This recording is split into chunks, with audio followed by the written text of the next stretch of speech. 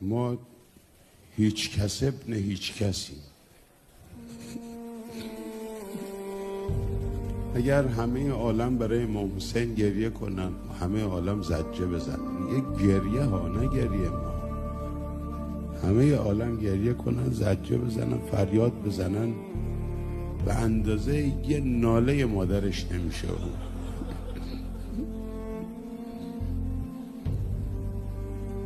مادرش براش گریه میکنه بسه، ما خاطر خودمونیم. به خدا ما هیچ کسی نیست، همه کس تویی آقا جان،